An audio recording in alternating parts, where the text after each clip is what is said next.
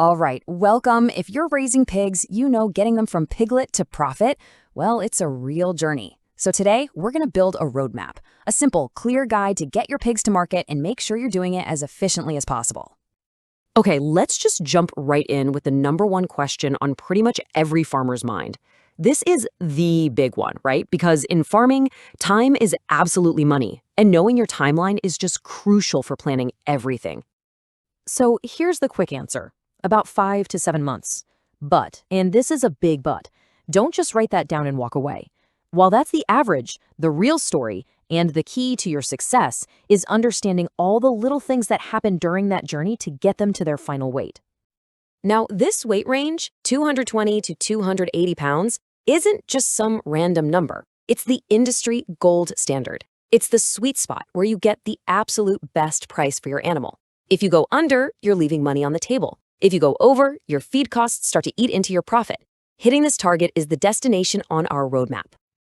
Okay, so the first stop on our roadmap is to really get a handle on the major milestones in a pig's life.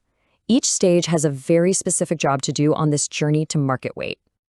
I mean, just look at this timeline. It's incredible how fast they grow, right? A pig goes from this tiny wiener to a full-sized market hog in just a handful of months. And hitting the right nutritional targets at each of these stages, well, that's exactly how you stay on that 5 to 7 month schedule. This next part is absolutely key because this is where you come in. This is where you, the farmer, get to be in the driver's seat. We're going to break down the 4 main levers you can pull to manage and even speed up your pig's growth. Think of these as your 4 main control knobs: genetics, nutrition, health, and housing.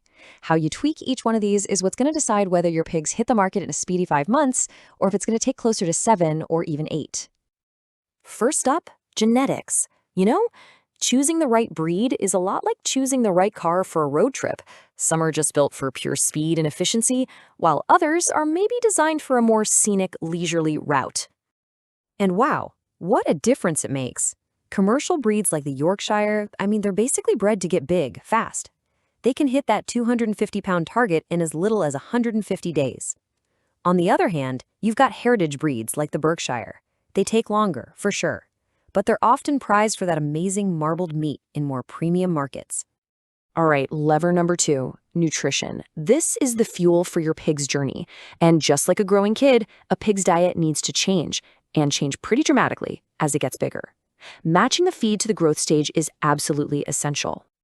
This whole strategy actually has a name. It's called phase feeding, and honestly, it's genius. You start with that high protein to build a solid frame. Then you shift to a diet with more energy to pack on those final profitable pounds. It's all about giving them exactly what they need when they need it, so you're not wasting a single penny on feed. Okay, so our last 2 levers, health and environment, are all about managing the road conditions.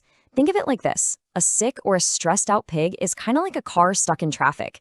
It's burning fuel, but it's not going anywhere. It's a simple truth in farming. A happy, comfortable pig is a pig that's making you money. Think about it. Every single bit of energy that pig uses to fight off a bug or just to stay warm, that's energy it's not putting into growing. So these practices, they're not just about animal welfare. They have a direct line to your feed bill and your final timeline. So we've talked about the timeline, the levers, but how does all this translate into actual dollars and cents? Let's get down to it and talk about the bottom line. Okay, burn this number into your brain, 3 to 1. A healthy, efficient pig on a good diet will convert about 3 pounds of feed into 1 pound of weight gain. And the lower you can get that number, the more money ends up in your pocket. Simple as that. And this brings us to the big trade-off, really. The central question every farmer has to answer for themselves.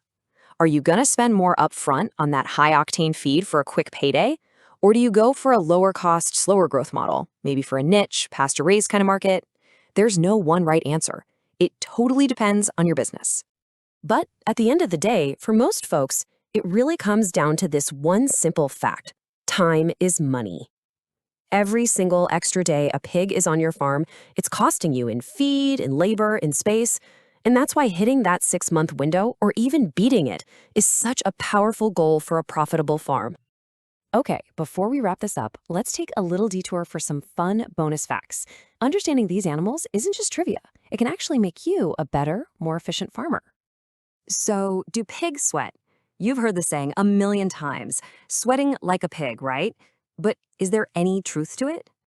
Nope, total myth. Pigs barely have any sweat glands at all.